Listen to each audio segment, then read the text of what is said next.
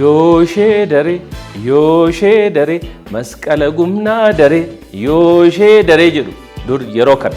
Egaan kabajamtoota daawwattoota keenya torban kun torban ayyaanni masqalaa itti kabajamaa jiruu fi akkasumas immoo fuuldura keenyatti immoo torban irreechi ayyaanni Oromoo guddaan itti dhufaa jiru kana baga nagaan geessan isiniin jenna gammadaa shoorraa.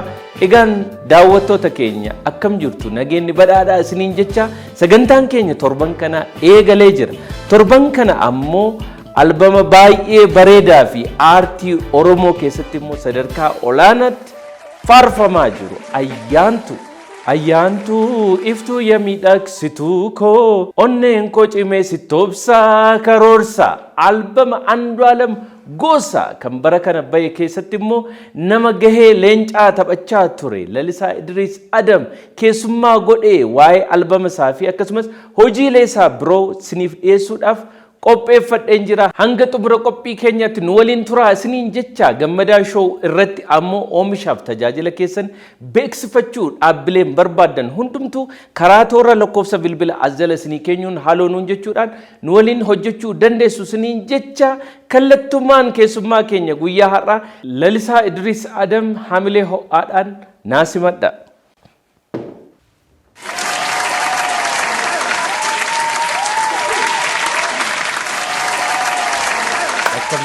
Joko Aguma, baga Agulu mangi. Nori.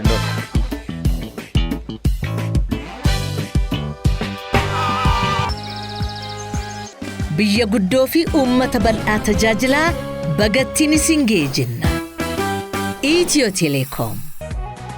Baankiin hojii gamtaa Oromiyaa barri haaraan kan nagaa, kan jaalalaa fi kan guddinaa akka isiniif ta'u ayyaana gaarii.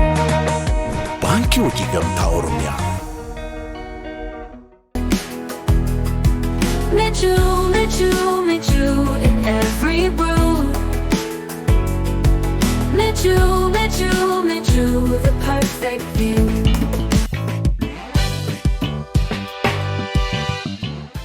Lalisaa Idris Adam baga nagaan dhufte. Cheers. Baga nagaan nu iddan. Cheers. Baga ayyaana waggaa geesse. Baga walumaan geenye gamme. Egaa masqalli mootii ayyaanaati jedhama. Ati immoo ijoollummaa keetti ayyaana kana kabajaa turte keessumaa egaa naannootti dhalattetti immoo ancootee fa'in kabajama jechuu dhageenye. Akkam ture mee waan ijoollummaa kee fi masqala akkamitti yaadatta? Torban masqalaa irra waan jiruuf. Ayyaanota waggaa jiran keessaa masqalli yaadannoo ijoollummaa baay'eedha kan inni naa qabu. Naannoo keenyatti yoo masqalli halkanii kan gubamu. Actually amantii wajjinis kan wal qabatu jira. Irra jireessaan garuu masqalli ani beeku masqala amantii wal qabatu miti. Wantoota aadaa dursitee bosona keessaa muka murtee fiddaa muki jiidhi manatti hirkifama.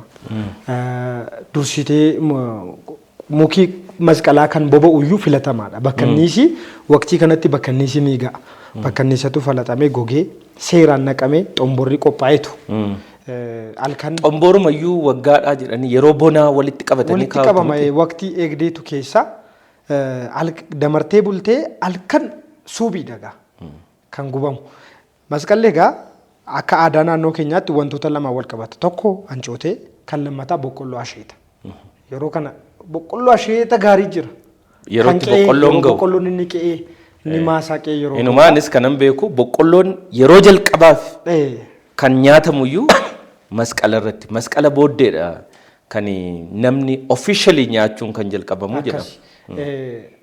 Yaadannoon addaa ni qabu gaa masqalli akka gosa baadiyyaatti akka gosaatti magaalaatti immoo akka safaraatti yoggaa gubamu wal loluu jira. Ijoolleen qe'ee kanaaf qe'ee gamasii xabumaaf jechuudha. Barbadaadhaan wal lolta halkan wal ariite boqqolloo abbaa fedhii seentee cabsitee yoo waaddatte hin tuqamtu. Gaafa sana tuqamtu. Abbaatu eeggata hin eeggatu taanaan jalaa cabsattee waaddaa. Ancooteen jira, farsoon jira. Bifuma gaariitiin kabajama. Bifa aadaa isaa. Naannoo kami gaama naannootti jettu kuni naannootti dhalattee fi. Wallagga lixaa naangoo dhagaa yaadannoo addaa kan masqala wajjin qabu. Halkan bor masqala ta'uu beekamnaan manaan akka hin baaneef manni seeraan cufameetu bula. Maaliif namni manatti nafu karaa foddaa afaan baagaa. Haadha kiyya baay'ee rakkisan ture masqala irratti karaa foddaa ba'ee naqee ijoolleetti dabalama. Iyyoo ishee dareetu sirbama. Amma yoo ishee daree masqala gumee daree masqalli waggaadha daree. Ayyaana aadaati. Aadaa keessa waan jiru. Akkasittiin beekan irra jireessaan jechuudha. Jiinni isaallee amajjii keessa yoo yaadatate yeroo amma miti gara baadiyyaatti immoo kana dura kan gubamu masqalli. Magaalaatti xiqqoo kan amantii kana wajjin walirra oolchaniiru. Baadiyyaatti immoo amajjii keessa. Kanaaf masqalli aadaa Oromooti siin nuun jechaa jirte jechuudha. Yeroo tokko tokko inuma masqal jedhamee inni fannoo mallattoon fannoo akka amantaatti taasifamu kuni lakki yeruma tokko tokko ammas qalaadha. Ammas qalaa ammas qaluu wajjiniin waa wal qabatu dhafaa jedhu. Kanaaf masqalli aadaatti immoo amantiitti fudhachuu dandeenya. Luuk wantoota akkasii gaafa laallu baay'ee murteedhaaf rakkisaa ta'uu malu ta'a. Utuu kan amantii ta'eeti amantiin ayyaana kana kabaju Itoophiyaa keessa qofamaaf jiraata. Fakkeenyaaf amma masqala amantii ortodoksii qofa kabaja jenna taanaan amantiin ortodoksii Ijipti jiru Israa'el jiru maaliif masqalan beekan maaf hin kabajan maaliif Itoophiyaa qofa keessa ta'e Itoophiyaadhuma keessaa immoo bifa tokko maan kabajamu bakka maratti kana yoo qoratte gara biraatti deemuu dandeessa akka ani itti beeku akka ani itti xiinxalee hubachuufis yaale seerota makkoobilii yoo laalte masqalli waggaan haa kabajamu buttaan waggaa 8 haa kabajamu seerri jedhu jira. Seera makkoobilii jechuun seera jaarraa 16ffaa bara 1522 keessa ture jechuudha. Imagine. Bara sana masqalli waggaan haa kabajamu seerri jedhu tumaa makkoobilii keessa jira jechuun. Tumaawwan makkoobilii keessa barreeffaman keessa waa'ee masqalaa barreeffamee jira. Sirriitti jira. Masqalli waggaan ayyaanni abbaa qunduroo waggaa 8 jedha. Buttaa waggaa 8 jedha. Akkas jechuun maali wanti kun jettee gaafa qorattu gara aadaatti si geessuu mala. Maqaan wal fakkaachuu mala. Masqalaa fi masqala maqaa jedhu masqaloo maqaa jedhu faa amma hiriyaa tokko qaban. Yuunivarsiitii dormii tokko turre Tamasgeen jedhama. Maqaan abbaasaa 8ffaa masqaloodha. Haaw akkamittiin itu 8ffaa irratti masqaloo ta'uu danda'e. Kanaaf durii kaasee waan jiru jechuudha wanni kun. Jecha masqal jedhuuf masqala jedhutu walitti dhufnaan garas itti butan malee wanta adda addaa lamaan. Gama biraatiin immoo masqalanni jedhu kuni waanuma xiqqoo jira miti burjaajii wayii uumamee waan uumamee fakkaata malee nama namarsiisu. Masqaluma jedhu aadaadha. Gadaa Maccaa keessatti seera makkoobilii keessaa tokko dhimma amantiin illee waan waliin qabanne ifaadha. Dukkana gannaa darbee ifa ibsattee mana keessaa baate bariidhaan masqalli erga ifee booda maasaarra wanti jiru nyaatamuu jalqaba achi gara irreechaatti deemta ifa booda jechuudha. Kanaaf masqalli fi irreechi mataan isaayyuu wal qabatee waan deemu wayii ifa birraadha.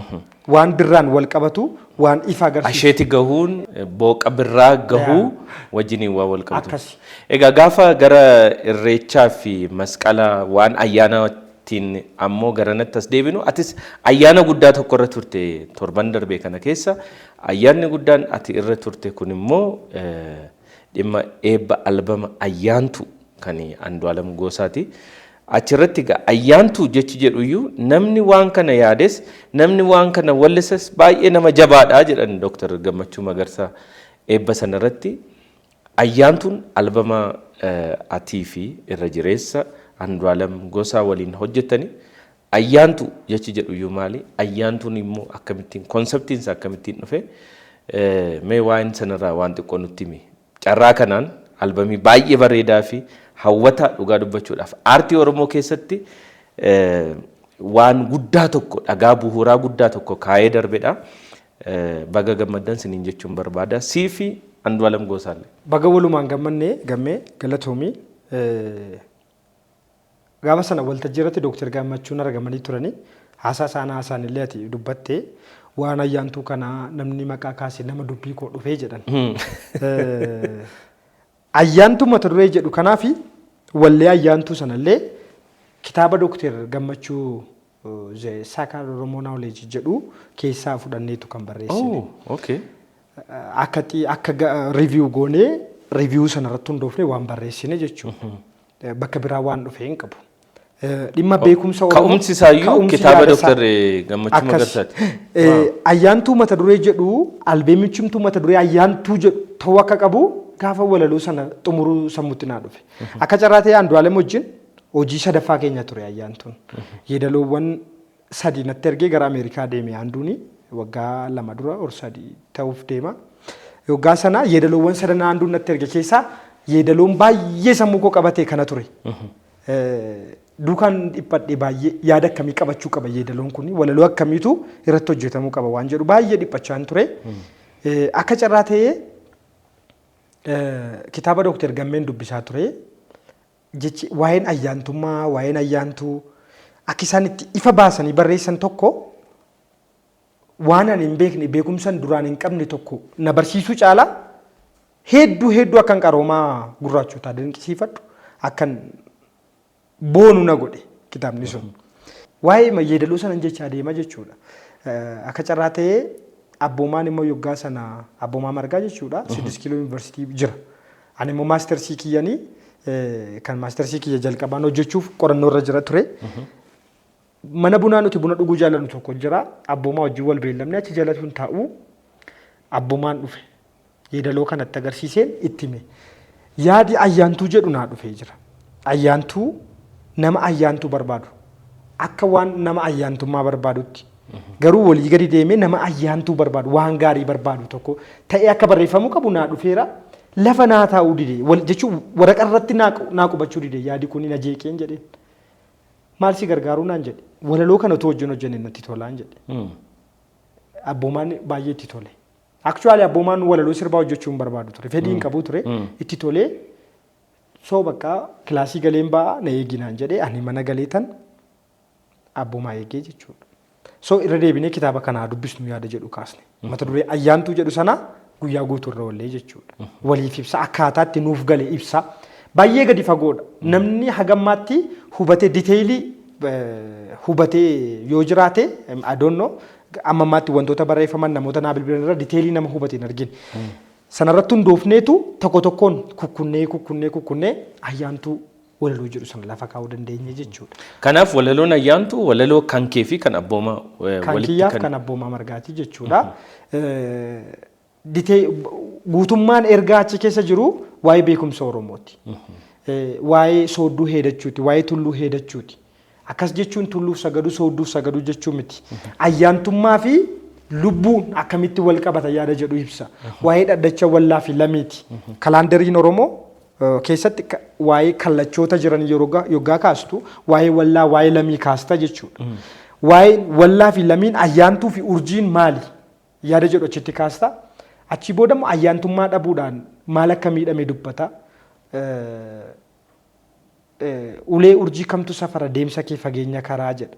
Faana kee dhabeera jaarsii ayyaana kee natti araarsii jedha. Achi deebi'ee maal jedha seeti? Ayyaantuu asitti simbool godhee durba godhee jechuudha. Waa'ee durba akkaataa intala ayyaantuu jedhamtu nama barbaadu wayii tokko. Achi maal jedhaa? Bakkalcha wallaamoo lamii sin barbaade na beellamii jedha. Bakkalchoota kalaandarii Oromoo keessatti dhaa Oromoo keessatti bakka gurguddaa qaban. Bakkalchoota ayyaantuun ilaalee haala yeroo raagu wantoota akkasii dubbatu maqaa waamaa jechuudha. Irra jireessaanii Dr. Gammachuun kan barreessan qaroomaa Oromoo gadaa naannoo Oromoo naannoo Booranaa jiran irratti kan isaan barreessanii. Diteeyiliin isaa waa'ee ayyaantummaa irratti kan xiyyeeffate ture jechuudha. Kanaaf jechatu ayyaantuu kanarratti baay'ee xiyyeeffannee itti dhiphannee lama taaneetu hojjenne.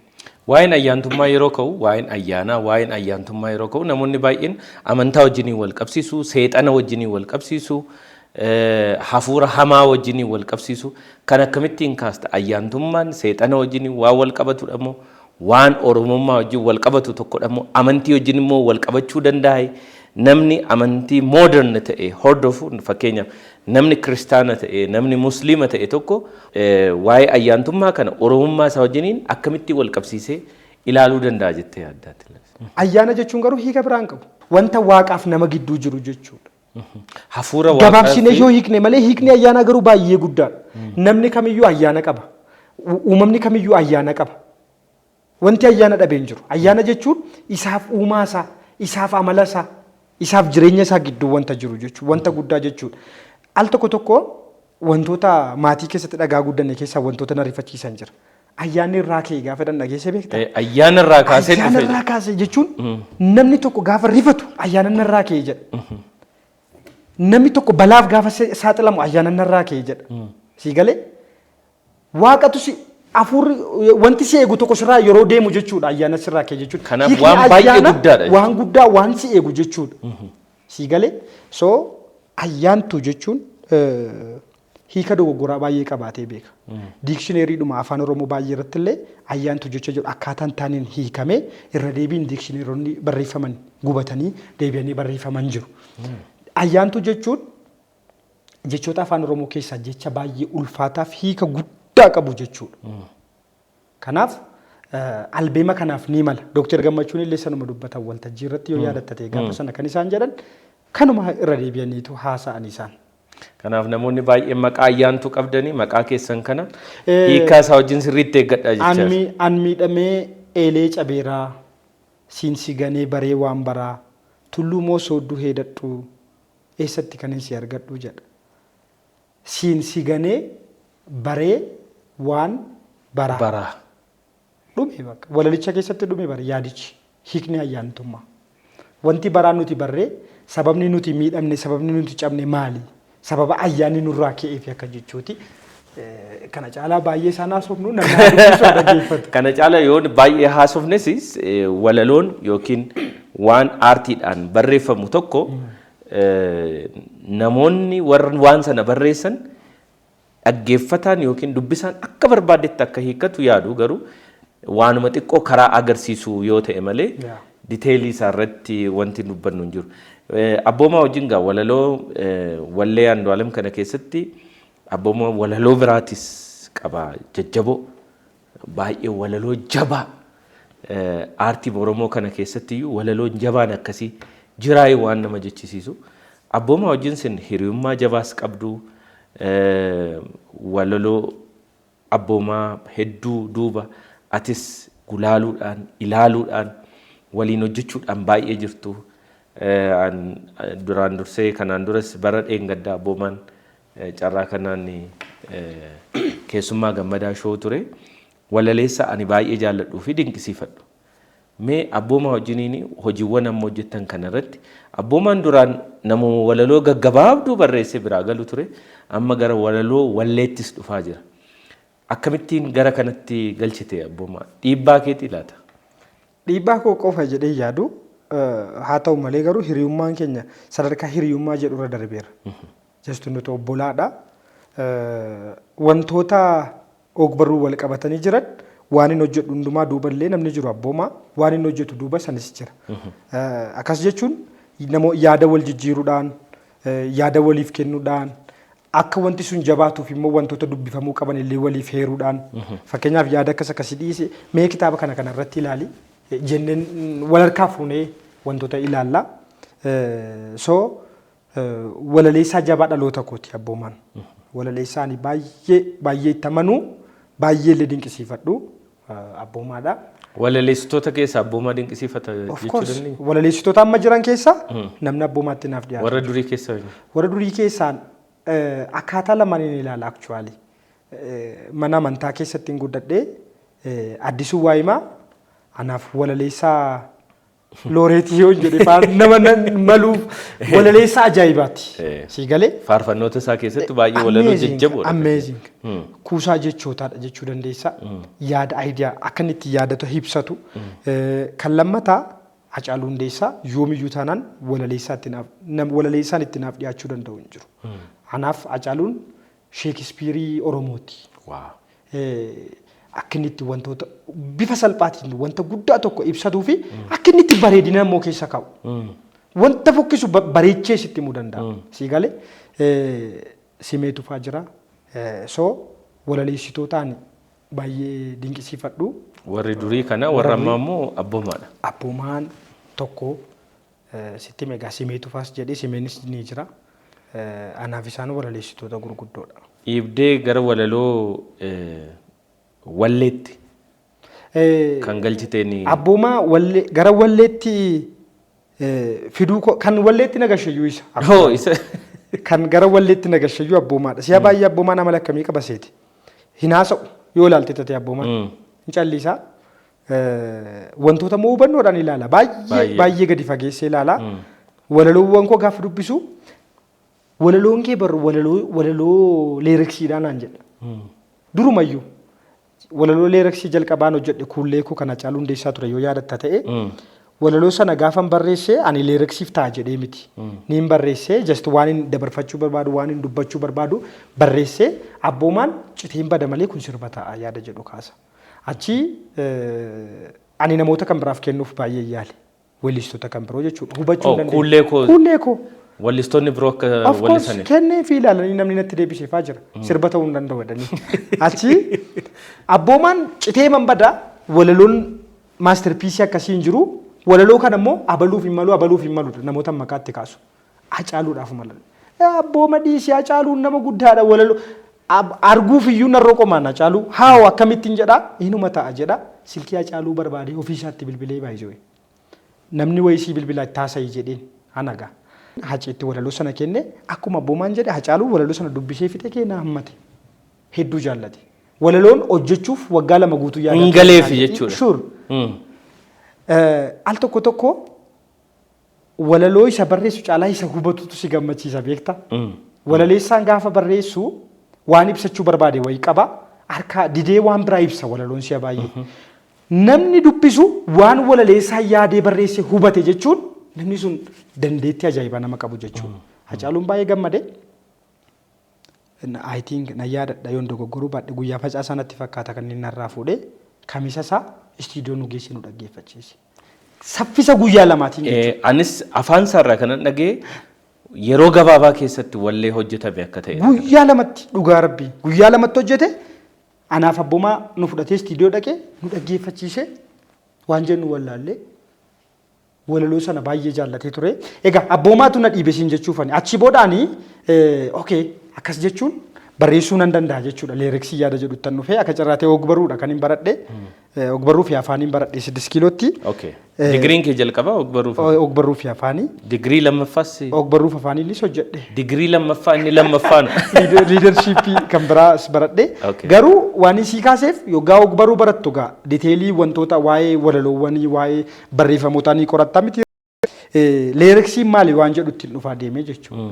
Bareedina sagalee irra deddeebii sagaleewwan jechoota keessa jiranii kana irratti fokus gaafan godhu leeriksii kana maaster gochuu nan danda'a yaada jedhu inni itti adeemee ammuma kana keessa abboomaa garuu nan dhiiban ture akka inni na duukaa leeriksiitti dhufuu fi abboomaan baay'ee fedhii guddaa kan inni qabu jijjiirama walaloo afaan oromoo irratti jijjiirama fiduu barbaada leeriksii keessa baay'ee galuun barbaadu ture kunoo garuu amma hojii Andu'aalem keessatti ayyaantuu kan hojiin barreessine alatti hojiiwwan dinqii lama loltuu fi jajjaboo isatu barreesse. Hedduu walaloo dinqii. Dhugaa dubbachuudhaaf anattis baay'ee walaloo baay'ee jabaa daawwattoonni keenyas kana na wajjin qooddatu jedhee yaada. Baay'ee walaloo jabaa gadi fagoo aartiidhuma Oromoo keessatti iyyuu waan ta'e haaraa wayii tokko waan fidee dhufe natti fakkaata. Egaa walaloo ati walaleessaadhas kitaabota 3 qabda. Kitaabota 3 keessaa tokko kitaaba walalooti. Namni kitaaba walaloo barreessaa ture. Walaloo normaal ta'an barreessaa ture. Gara walaloo walleetti liiriksitti dhufuun jijjiiramni kun hangam namatti fudhata. Hangam immoo of barsiifte walaloosa wallee kana barreessuu keessatti waan biraa waan dubbifte jiraayi walaloowwan gara kanatti fiduudhaaf akka kanaaf ta'utti fiduudhaaf waan goote qabda. Walaloon amala yeedaloo ofirraa qaba si'a baay'ee uumamumaan walaloon kamiyyuu haa ta'u malee garuu leeriksii gaafa ta'u professionally leeriksii guutuudha jechuudhaa fi wantoota adda isa godhuu qaba walaloo kaan irraa walaloowwan barreeffamaa kaan irraa leeriksii gaafa ta'u tokkoffaa yeedaloo irratti fokus gochuu dabalatee kan lammataa emotionalidha miira yoo wanta waan ibsu sana irratti hundaa'e waan gammachiisu taanaan gammachuu guutuu ta'e kennuu danda'u qaba leeriksii gaafa ta'u waan gaddisiisu taanaan gaddisiisuu danda'u qaba si galee irra keessa isaa tuqxee waan darbuu dandeessuu miti muuziqaawwan afaan oromoo hedduu yoo dhaggeeffate keessattuu muuziqoota dhaloota keenya keessa jiran baay'een isaanii persentii 70 jechuu dandeenya irrina kana qabu. Hin malaasan waan jechuu barbaadan. Sirriitti ibsuu irratti rakkoo qabu. Jechoota salphoo irratti rakkoo qabu. Si galee leereksii gaafa jennu garuu akka walaloo kitaabaa miti. Yaada kee ibsachuu qofaafii miti. Miira kee ibsachuu dabalata. Miira kee ibsachuu qofa immoo miti. Jechoota filachuu dabalata. Jechootuma immoo bareedina jechoota qofa filachuu immoo miti. Jechoota irratti gaafa xiyyeeffattu immoo jechoota sagaleewwan ol fakkaatoo kennan. Leereksii kanatu adda godhaa jechuudha. Walaloowwan barreeffamaa kaanirraa. Garuu namoonni tokko tokko walaloon jiraannaan yeedaloon itti baanaan muuziqaan qindoofnaan sirba ta'uu danda'a. Dhuguma sirba ta'uu danda'a garuu sirba dhiibbaa uumuu hin ta'u sirba bareedaa dhaggeeffattoota baay'ee qabaatuuf sirba jaallatamu hin ta'u. Sirboota durii maaf jaallanna nuti? Gatii ogummaa kanaan barreeffamaniif. Amma Abdii Qopheefaa, Abubakar Muusaa faa sababni hedduu adda isaan godhu tokko isuma dhuguma leereksii maali waan jedhu saayinsiidhaan gatii hubataniif kanaaf jaallanna isaanii malee. Istaandardii ammatti leereksiin yookiin walaloo wallee ittiin barreeffamu hin guuta jechuudha yeroo sana kan isaan barreessu. Of course akkitti jalqabnee barree akkaataa dinqiidhaan jalqabe muuziqaan Oromoo. Indaastirii muuziqaa Oromoo gaafa jalqabu gubbaarraa jalqabee bar. Asii gadi deemnee bar. Hacaaluufaa fi Safuu warra yeroo dhiyoo isaan dura immoo warra jiran warra akka Hirphaa faa maal faatu amma tokko iddootti eegee malee kufaatii gadi deeme baay'eensaa walaloodhuma ta'eef hin sirbamu hedduu konseptii ta'uu qaba yaada kennuu qaba aayidiyaal ta'uu qaba. Kanaaf amma walaloowwan ati muuziqaalee Andu'aalem irratti barreessite Abbaa Gadaa, Makkoobilii, Hiriyaa Lubbuu, Gilgaala Jaalalaa, Footeen baay'een isaanii ergaa jajjaboo. Kaan immoo odeensii baay'ee birattis immoo namni tokko dafeedhuma miirawaa isaan hin goone miira keessa isaan hin galchine namoota baay'een nan ilaalan ture miidiyaa hawaasaarra suuta naa galaa jira wanti kun suuta jaallachaan jira jedhama. Al tokko maali muuziqaawwan akkasii suuta nama seenu yeroo dheeraa turu. Muuziqaan tokko immoo dafee nama seena ho'aadha. Yeroo gabaabaa booddee immoo hin dagatta muuziqaa sana deebiteeyyuu hin yaadattu. Walaloowwan kana hunduma isaanii yeroo barreessitu ani mataan kollee kanan beeku Gilgaala Jaalalaa yeroo itti barreessitu namoonni haadha manaa isaaniitiin maal jedhanii waamu yookiin jaalallee isaanii haadha manaa isaanii eenyu jettanii waamtu jettee riisarchii hunda nurratti hojjetteetta. Bu'aa riisarchii hunda of keessaa qaba. Ciminni walaloo Gilgaala Jaalalaa keessa jiru yaadi isaa akkamittiin si dhufe akkamittiin walaloo akkasii immoo barreessuu dandeessa? Gaafan kana jedhu walaloowwan ani barreessu leereksii dhugaati yookaan immoo isa sirrii isa guddaadha isaan ala hin jiru jechuu koo miti. Kanaaf hubachuun dirqama jedhee yaada. Sababni isaa gaafa adeemsa leereksoota Oromoo gaafa kaasnu guddummaa irraa dhufnee yoggaatti gadi buunee jira yoggaatti ol kaanee jira achii booda immoo al tokko leereksii gaarii al tokko leereksii yeroon ajjeesu yeroon fudhatee badu waan akkas akkasii argaa marra geenye amma namoota amma jiran warra akka Yoosan faa warra akka Ibrahim faa jiru leereksii Oromoo ol kaasuudhaaf warri dhamaan jechuudha. Amma gara as gaafa deebinu gara leereksiiwwan kan kiyyaa waa'ee Gilgaala Jaalalaafaatti gaafa deebinu Gilgaala Jaalalaa qofa miti. Albeema Andu'aalem ayyaantuu keessatti sirboonni jiran hedduun isaanii dhimmoota garaagaraa kaasuuf yaalaniiru. Albeema gaafa jennu kitaaba akka jechuuti. Albeema gaafa jennu walitti qabama yaadota gargarii akka jechuuti. Dhimma tokko irra deddeebiin akkaataa gargariin ibsuu osoo hin taane dhimma gargarii akkaataa gaariin ibsuudha. So Gilgaala Jaalalaa yoo yaadatte ati iyyuu na yaadachiiste kunoo hiriyoota kiyya namoota natti dhiyoo hariiroo gaarii keessa jiran hariiroo jaalalaa gaarii keessa jiran kanneen fuudhanii haadha manaa qaban kanneen hin fuune kanneen jaalallee qaban akkamiin ibsitu jedhee gaafachaan ture. Na yaadadha si gaafannaan ati hiriyaa kiyyaa jaartiin kiyyaa naan jette. Akkuma kana Oroliyaanaa gaafadheeraa namoota adda addaan gaafadhee baay'isoo Yu'eel yoo yaadatta ta'ee akkaataa gargariin ibsu nam hundumtuu. Hiriyaan kiyya yuunivarsiitii Salaalee Fiichee barsiisu jira afaan barsiisaa. Ka'umsumti yaada kanaa yuusa jechuu dandeessa. Haadha manaa kee akkamitti ibsitannaan afaan kan biraarraa yoo jecha liqeeffadhe malee maal jedhee manibsaa. Afaan gatii barsiisuuf ta'uu danda'a argite ogummaa isaatti dhaqee geessa. So namiyyuu waan keessa jiruunitu haadha warraa isaa ibsaa jechuudha. Yaada kanatu gara walalootti fidee meelodii bareeda ture meelodii sana gaafa argu kanarratti hojjechuu yaadetan irratti hojjedhee jechuudha. Akkas jechuun emotional jechuudha. Amma namni haadha manaa qabu namni jaalallee qabu sirba sana dhaggeeffatee namni hin gammanne hin jiru. Baay'ee carraa kanaan wallisaa Andu'aalem Gosaas walleewwan kee keessaa kamiin na affeerta jennaan Gilgaala jaalalaa si affeere isuma dhaggeeffadhu naan jedhee baay'ee poozitiiviidha. Ergasii baay'een gammada. Garuu poozitiiviin akkuma jiru immoo hiriyaa lubbuu irratti immoo dhuftee shakkuun iyyuu jaalala immoo jettee walaloo biraa barreessite maal jechuudha lalisaa? waan namaan galle wayii tokko qabachi keessatti maal jechuu barbaadde? Shakkuun akkamittiin jaalala ta'uu danda'a? Wal shakkuun iyyuu amma jaalala argite jaalala keessatti waan hamaadha jedhama. Inni amma haasa'ullee sana argite leeriksii gaafa ta'u kanatu adda godha. Emotionally danneen siin jedhu kana. Miira namaa tuquu qabanneen siin jedhu kana. Wanta namni mtiyyuu akkaataa gaariin ni ilaalle akkaataa gaariin ibsuu dandeenya leeriksiidha jechuudha.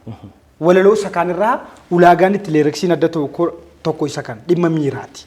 Amma jaarsoliin abbaa manaa fi haadha manaa araarsuu gaafa dhaqu bakkaati kana boodan shakkiin jedha si'a baay'ee.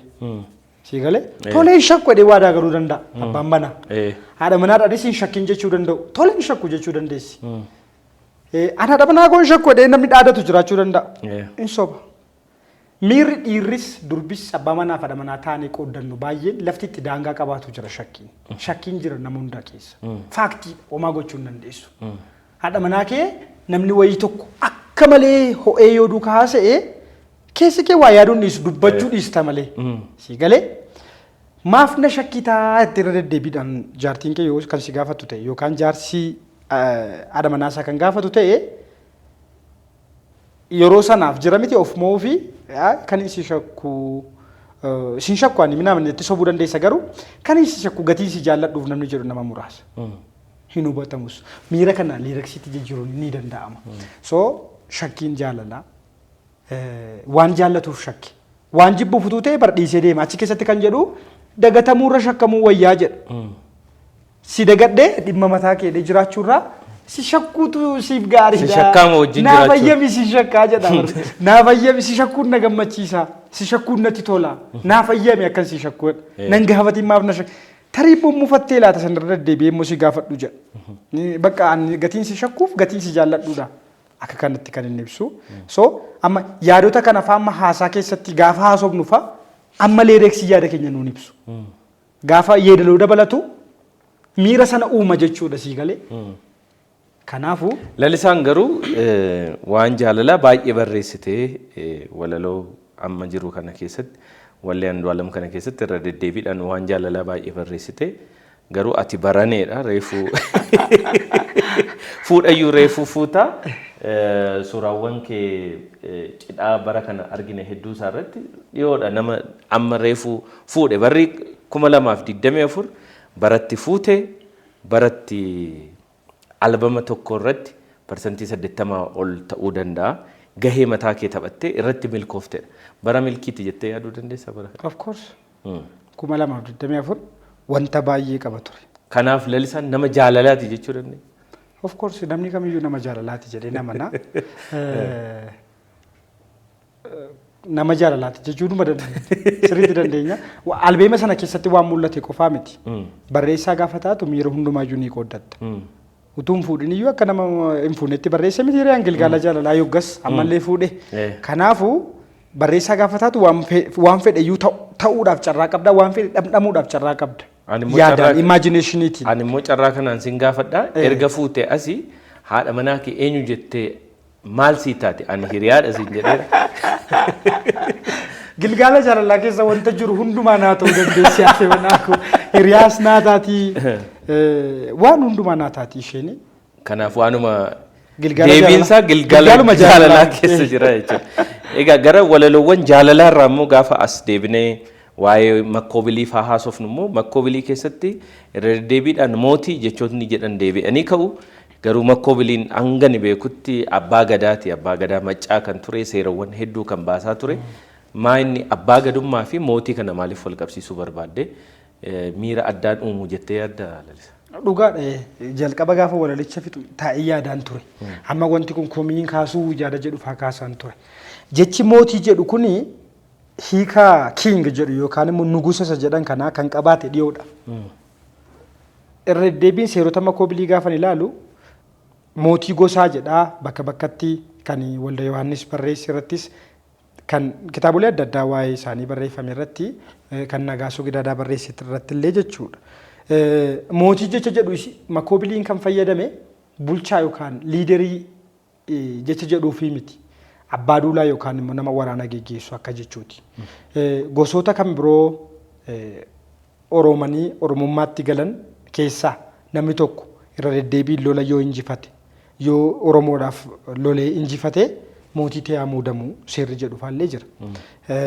Jechi mootii jedhu positive no gara king yookaan immoo bulchuu humnaan qabanii bulchuu jedhu miti. Gadi qabu tumuu. Isaa akkasii miti. Gizaachoo akkasii miti jechi mootii jedhu seerota makoobilii keessatti jechuudha. Kanaafuu mootiin gosaaf hangafaa qalbii isaa maaltu rafaa bokkuun nagaa lallabaa mirgaan daangaa qaqqabaa jedha. Toorotuma walaloo kana keessatti yoo ilaalte waa'ee nagaati waa'ee bokkuuti. Hangafa gosaatiin mootii. Kanaafuu hiika kiingii yookaan nugusa jedhu sanaa miti kan inni qabaatu seerota makoobilii keessatti. Sirbii walaloon makoobilii jedhu sun guutuutti iyyuu gammee dhimma dhaadachuu goota keenyaan boonuu danda'uu keenya dhimma dhaloonni goota isaa yaadachuuti. Seerota makoobilii kaasee jalqabaa. Walleen sun gaafa jalqabu jifuun eeboo goototaa diinaan falmee waraanu fuuldura akka ilaalu labsii labataa biyya wareegni ijaaru dhaloonni akka dhaaluu jedha. Waa'ee sochii jaarraa 16ffaa makoobilii faa taasisan irraa jalqabaa jechuudha. Seerota makoobilii keessaa tokko jifuun keessan eeboon keessan fuulduraa ilaaluu jedha.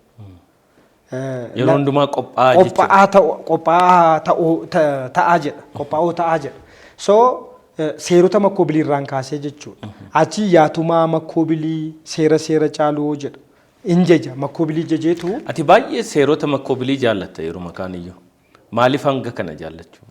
Seerota makoobilii tokkoffaa akka Afrikaatti seera jalqabaati jedhee nama na'an. Amma namoonni makoobilii wajjin maqaan isaa kaafamuu malan hedduutu jiru. Abbootiin gadaa, abbootiin duulaa bara sanaa jiru.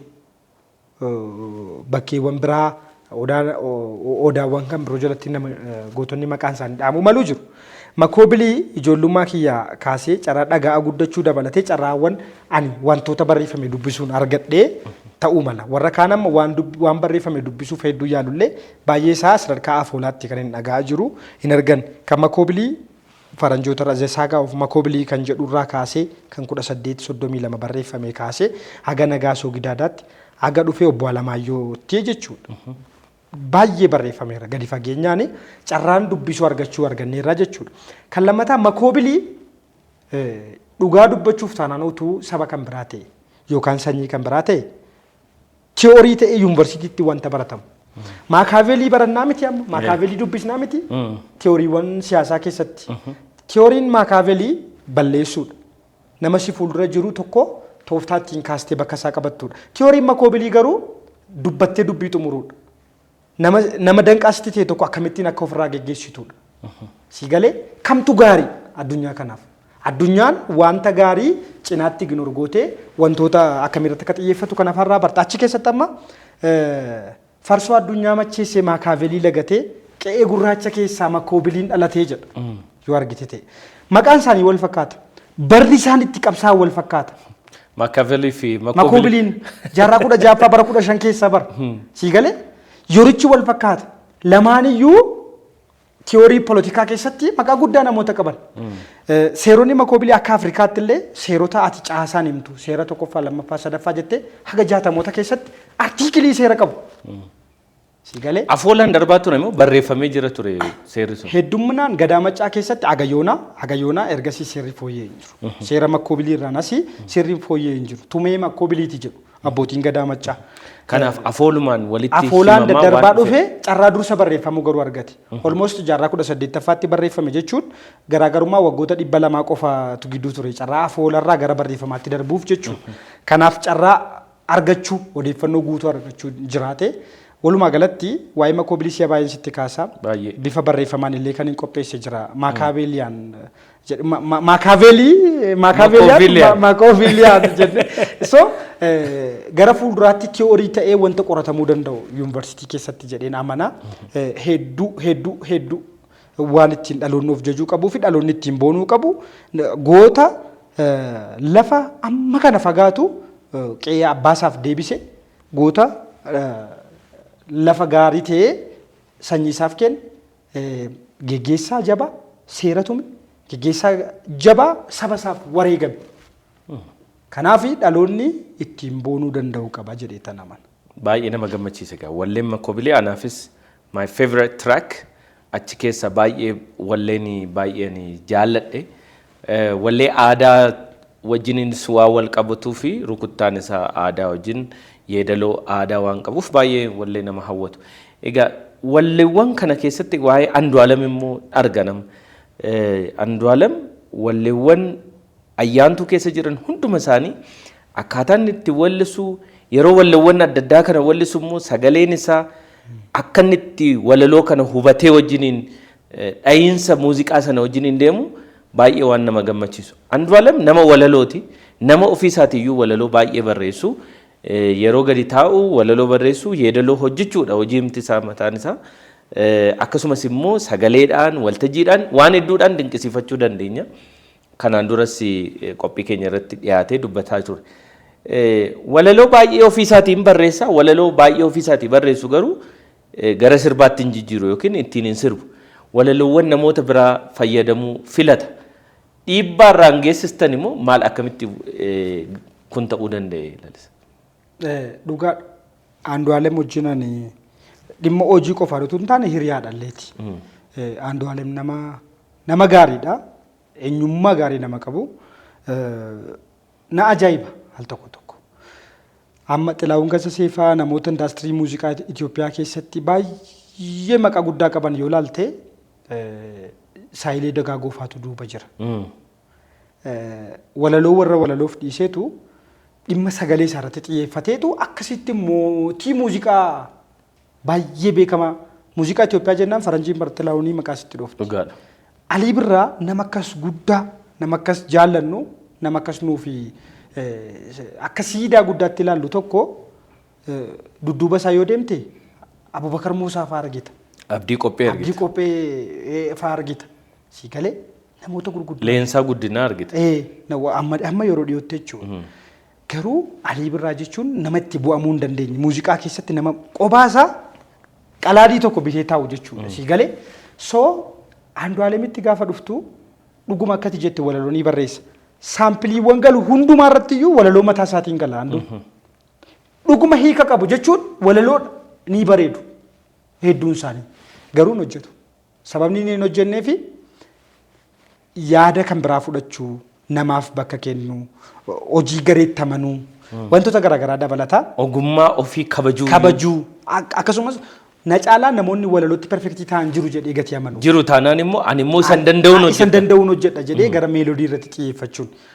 Kanaaf akkuma lalisaa ta'e jechuudha. Lalisaanii na caalaa namni sirbuu danda'u jira taanaan as sirbu jedhe ofiin sirbu. Kanaaf walumaa galatti dhiibbaan addaa isarra jiraate osoo hin taane profeeshinaalii ta'uu hojiitti amanuu danda'u. Gara fuulduraatti immoo walalootaa keessaas ni hojjeta. Anis walitti dhufeenya keessan lamaanii fi akkaataa isin itti collaborate gootanii albama baay'ee bareedaa kana gadi baaftan yeroon argu walitti dhufeenya artistoota durii fi warreen walaloo barreessan durii. Amma afaan Amaariffaa keessattis argiteetta yoo ta'e daraasii jedhamanii warri walaloo barreessu kophaatti waan biraan hojjetanii hin wallisanii yeedaloon hojjetanii muuziqaan qindeessanii walaloo qofa warra taa'e barreessutu jira. Warra immoo isaanirraa fudhatee immoo wallisutu jira. Addunyaa matu akkasii bargame. Addunyaa guutuu akkuma kana. Liiriksiiwwan Ingiliffaa baay'ee isaanii yoo ilaalte dhuma isaa irratti yoo ilaalte aayidiyaa fa'aa jira bar. Aayidiyaa sirba ta'uu danda'u nama kireet godhetu jira bar. Exactly. Aayidiyaa sana immoo kan walalootti jijjiiretu jira bar. Kan immoo meelodii hojjete kan weellisetu jira jechuudha. Si galee piroosesii qaba, hojiidha, caasaa qaba. Kanaaf hojiiwwan gaggaarii addunyaa irratti dhiibbaa uuman akkasitti uumamu. Si galee nu biratti hin baratamne. Nu biratti yeroo tokko tokko walaloos kan barreessu yeedaloonis akka ciminaattis waan laalamaa turee fi baay'een kan qindeessus waan hundumtuu namni tokko gaafa hojjetu sammuu nama tokkoo qofa ta'a sii galee yaada nama tokkoo qofa ta'a sammuu nama tokkoo qofa ta'a. Akkas jechuun immoo akkasuma taa'anii hojii perfektiin hojjetan jechuu miti. Jijjiiru namoonni Hacaaluun Hundeessaa fakkeenya fudhachuu dandeenya. Walaloos yeedaloos ofiisaatii hojjete even hanga qindeessutti ofiisaatii waan baay'ee qindeessee walleewwan baay'ee babbareedoo warri baase jira. Garuu ogummaa abbaa ogummaaf dhiisanii namni waan danda'u irratti waan baay'ee cimaa ta'e irratti yoo xiyyeeffate fakkeenyaaf lalisaan walaloo barreessuu danda'a. Yeedaloo hojjechuu danda'a garuu cimaa miti. Sagaleedhaan akkuma nama kaanitti sirbituu siin jennee sagaleedhaan baaftee waan ta'e jechuu dandeessa garuu cimaa miti. Sagaleedhaan namni cimaa ta'e Andu'aalam yoo ta'e Andu'aalamiif kennitee garuu karaan ergaawwanis haa ta'u wanti sun karaa nama sanaa bahuu danda'uun waan danda'an qofatti ofitti amanamummaa qabaachuu wajjin waan wal qabatu wayii natti fakkaata. Kanaaf akkuma amma jennee wallistoonni durii baay'ee isaanii immoo kan amma maybe atis akka duraan nu kaaftee Abubakar Muusaa, Abdii Qophee, kun warra akka Leensaa Guddinaa fa'a, Dr. Gammachuun fa'a, warreen as dhiyeenyaa kanarraa immoo Ibraahim fa'a, Simeetu fa'aan fa'aan Simeetu fa'aan baay'ee nama dinqisiifadhuudha carraa kanaani nama walaloo muuziqaa Oromoo keessatti 300 ol nama barreesse jechuudha. Muuziqaawwan hedduu duuba nama ture. Muuziqaa dhaloota keenyaaf abbaadhaa bara. Abbaa jechuun nama dandeenyu jechaadha. Walleewwan Hacaaluu Hundeessaa hedduu isaanii dabalatee jechaadha. Kanaaf namoonni akkasii kuni namoonni walaloo barreessan duuba taa'anii warri wallisan immoo fuulduratti deemuun istaayilii bara duriis ture addunyaanis hordofaa jirtu. Baruma nuun beeknu keessattis immoo akkasi. Amma sintu deebisee jira.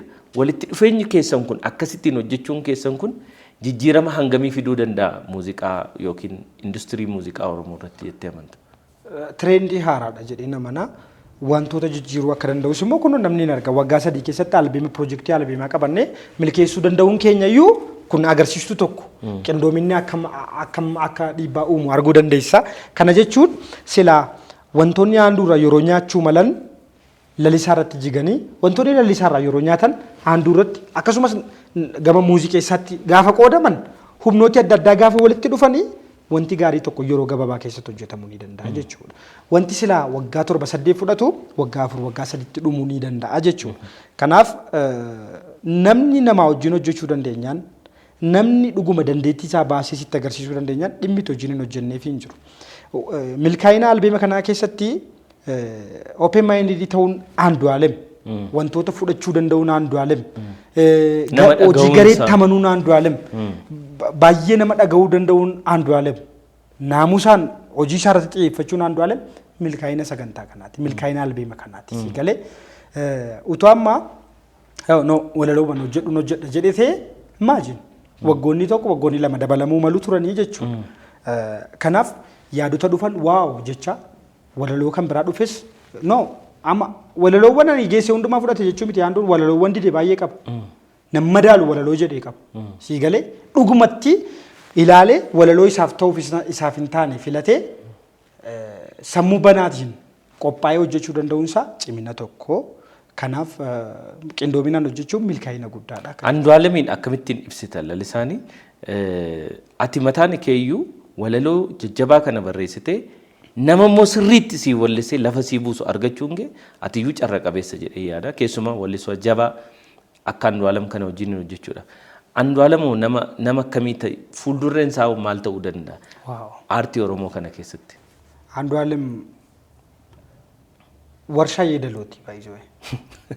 Jechuun yeedaloonni nama harkaan dhumne. Jechootumti bareedina hin qabne arraba isaarra gaafa gaan simboo godhatu hin bareechee nama yeedaleessuu danda'u nama himuu danda'u. Plus hojii isaarratti nama qoosaa hin beekne nama koomiitimentii gaarii qabu. Si galee yoggaa istiidiyoo buluun barbaachisu utuu istiidiyootu jiru lafti kan itti bari'u. Waan jedhu godhuudhaan nama duuba hin jenne plus nama namatti mari'atu nama dhaga'u handuun nama akkasiiti. Yaa egaa ati Andu'aalemiin akkasittiin ibsitee jirta mee nutis immoo Andu'aalemitti bilbilee immoo lalisaan nama akkamiiti hojii irratti rakkisamoo akkuma inni jedhu kanadhaa jennee immoo Andu'aalemiin gaafannaa jechaadha.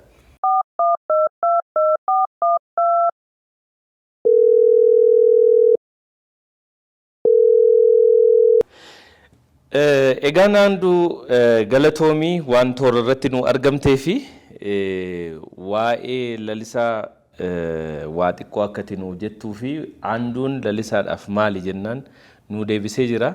Egaa barana albamii kee ayyaantuu waliin hojjettanii yeroo dheeraa waliin dabarsitanii lalisaan siif nama akkamiiti aartii Oromoo foo nama akkamiiti jettee ibsita Anduu?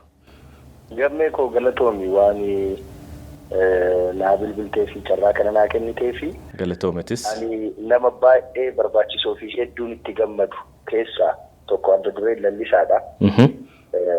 Amalaanis amala hojii isaatiinis koomitimentii isaatiinis nama dhaga'uu danda'uu isaatiinis heddummoo nama dursee waa'ee kee cinqamee yaadu ta'uu isaatiinis baay'een gammada.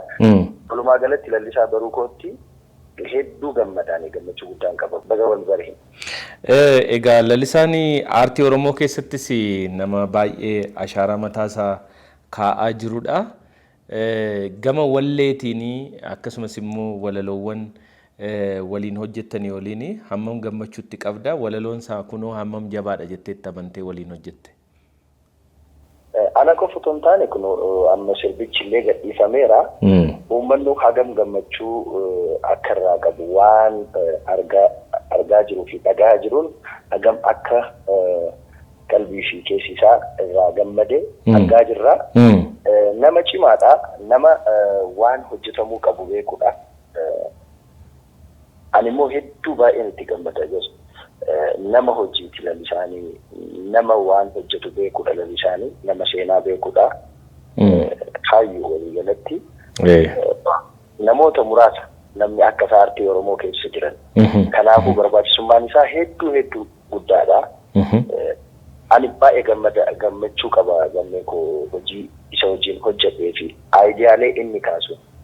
Akkaataan inni itti kaa'u immoo akka waan san keessa jiraattu si godha. Baay'ee nama cimaadha. Nama cimaa. Egaa Anduu atis baay'ee galatoomii ayyaantuudhaan immoo baay'ee kana caalaa akkasin milkooftan abdii guddaa qabna milkaasiin jenna. Yeroo kee aarsaa gootee immoo bilbila keenya kaafteen waliin waan hojjefteef ulfaadhuun siin jedha Anduu. Gammee atillee baay'ee naa galatoomii ulfaadhu. Thank you. Galatoom.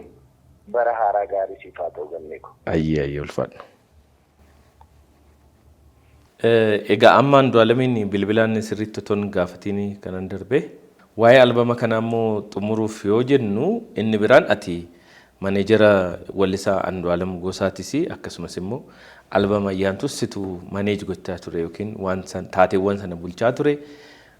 Walleewwan achirra turanis immoo hedduu isaasitu gulaalaa ture akka inni gara kanatti darbu taasise. Sirboota godinaalee adda addaa kan Harargee, kan Arsii, kan Wallaggaa, kan Shawaa hedduun isaa baay'een isaa gara sirboonni ja'a sirboonni aadaa rukuttaawwan aadaa garaagaraa qaban achi keessa jiru tirrii dabalatee kaanillee jechuudha. Garuu ammoo godinaalee kaan kan hin hammanne hedduu of keessaa qaba. Sirboonni isaan hojjetanii jedhanii isin komatu namoonni. Kanaaf deebiin kee maali? Naagala weellisaa baay'ee jaallatan baay'ee kabajan weellisaa jaalala isaaf qaban irraa kaaniitu waa'ee naannoo koo waa'ee bakka koo waa'ee aadaa koo maaf hin dubbanne otoo karaa isaa naa dubbatame caalaatti uummata bira naa gaadha malee akkasi malee jibbaa fi miti hamminaa fi miti sana ni hubata handuunis tarii albama lammaffaa irratti rukuttaa godinaalee amma hin hammachiifamne hundumaayyuu bifa hammachuu danda'uun bifa baay'ee gaarii fi ittiin boonuu danda'aniin baay'ee gammaduu danda'aniin ammoo dhugaa dubbachuudhaaf albama kana keessatti walleewwan ja'an kun kan aadaa yookiin purely waan godinaalee adda addaa ibsan haa ta'an malee walleewwan kudhan walleewwan modern ta'an yookiin immoo walleewwan ammayyaa jaalalas dabalatanii namni baay'een ittiin shubbisuu hin dandeenyeefaa jedhanii warri akka yaadaatti kaasan namoonni baay'een jiru. Kanaaf walleewwan Alii Birraa hedduun isaanii kan ittiin shubbistu kan ittiin baay'ee dhiichistu miti garuu walleewwan hanga guyyaa har'aatti dhalootatti darbanii dhufan.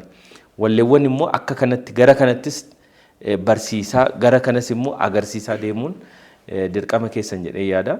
Egaa itti yaada albamoota kan gama muuziqaaf albamaarraa yoo as deebinu lalisaan duraan barreessaa ture kitaabota 3 dhidhiibbaa caba dabalee galfata akkasumas kitaabni keenya sadaffaa qaallicha gaafadhu kitaaba 3 qabda. Kitaaba hoo barreessaa jirtaa? Kitaabarraa tasuma dhabamtee jirtaa? Hin jirtu yeroo ammaa kana. Kitaaba hoo barreessaa jirtaa? Kitaabota kee kanaan dura barreessite keessaa kamiin baay'ee jaallatta? Har'a immoo ittiin boontaa kitaabota kee kanaan? Gaaffii kitaaba amma barreessaa jirtaa jedhurraa yoo itti fufee actually kitaaba barreessuu jechuun muuxannoo kennuu, beekumsa kennuu jechuudha.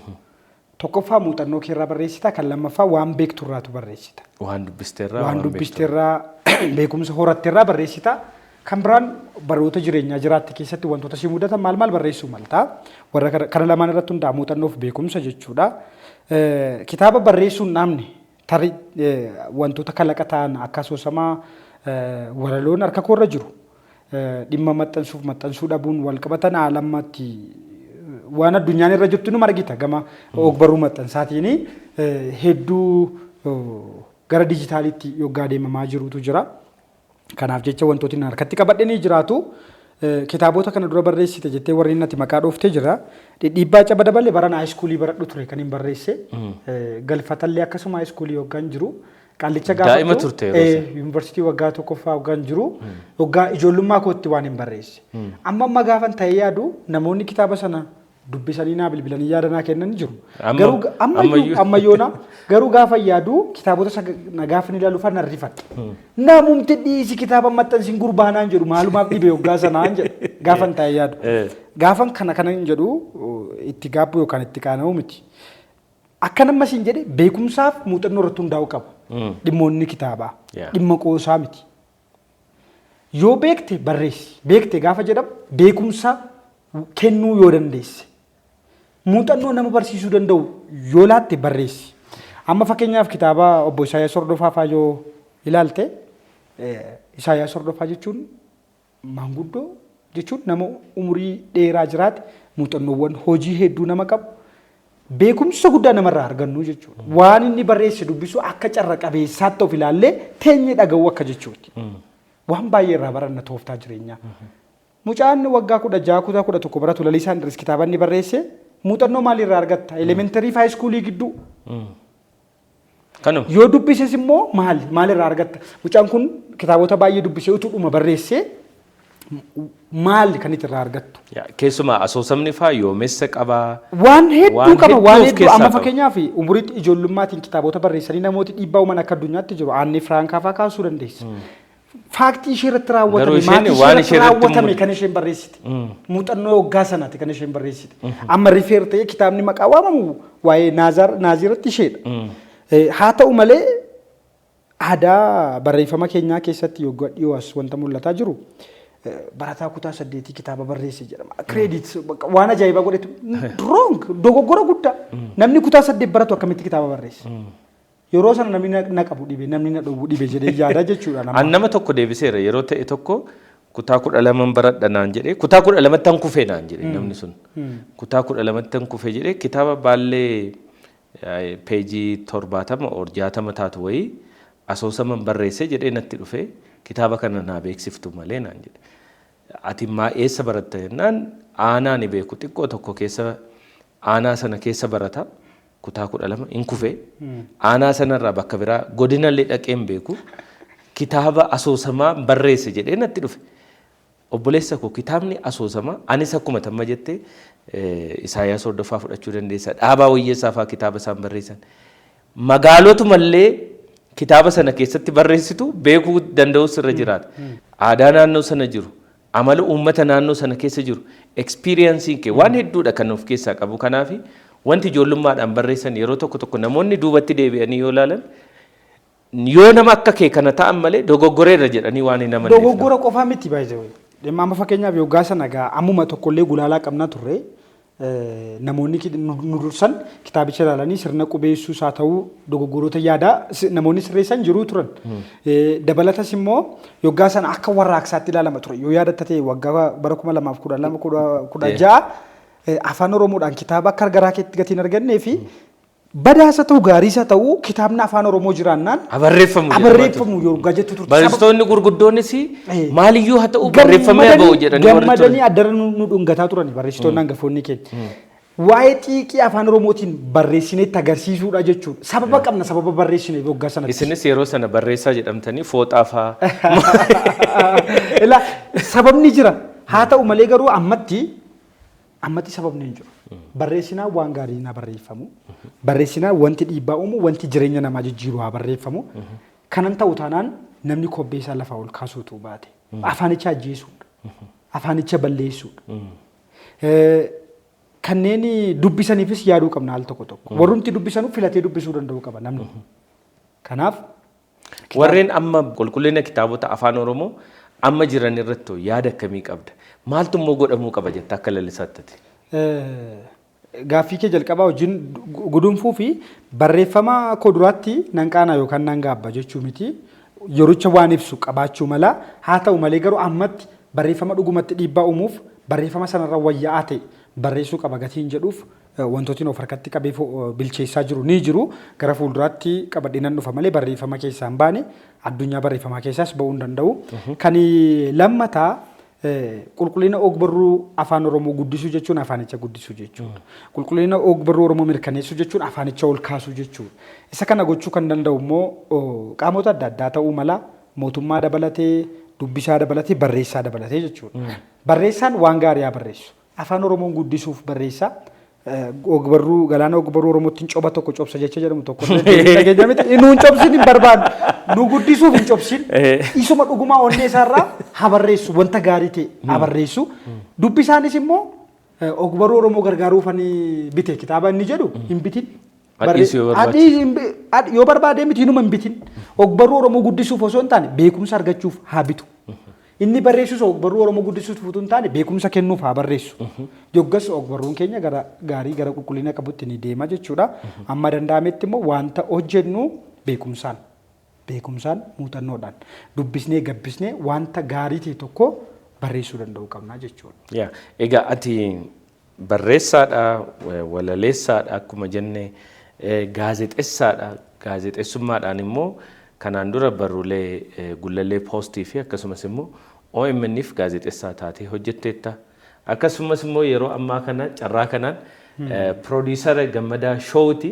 Gammadaa Shoow duuba lafee dugdaa ta'uudhaan wantoota asitti hojjetaman hedduu isaanii qajeelchuudhaan toora galchuudhaan sagantaan kun hawwataa ta'ee uummata keenya bira akka ga'u nama taasisaa jirtu.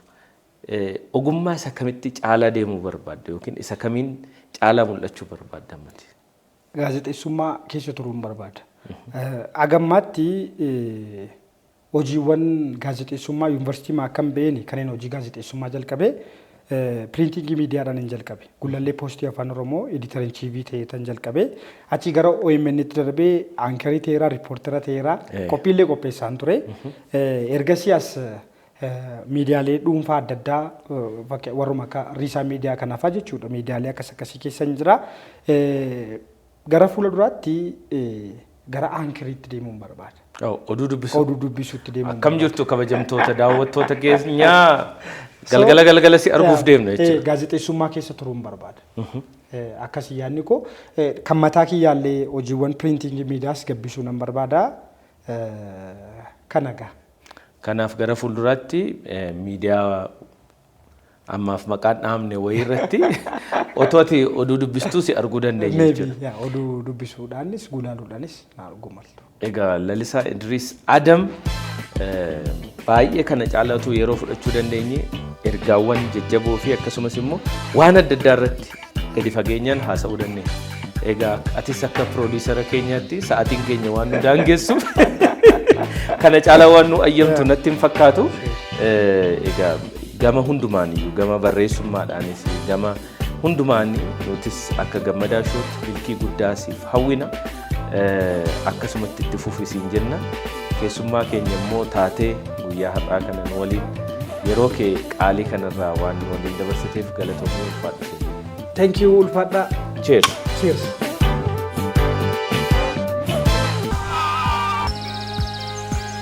Biyya guddoo fi uummata bal'aa tajaajilaa bagattiin isin geejinna. Itiyoo Telekoom. Baankiin Hojii Gamtaa Oromiyaa barri haaraan kan nagaa, kan jaalalaa fi kan guddinaa akka isiniif ta'u ayyaana gaarii. baankii hojii gamtaa Oromiyaa. Mechu, Mechu, Mechu in every brew. Mechu, Mechu, Mechu, the perfect view.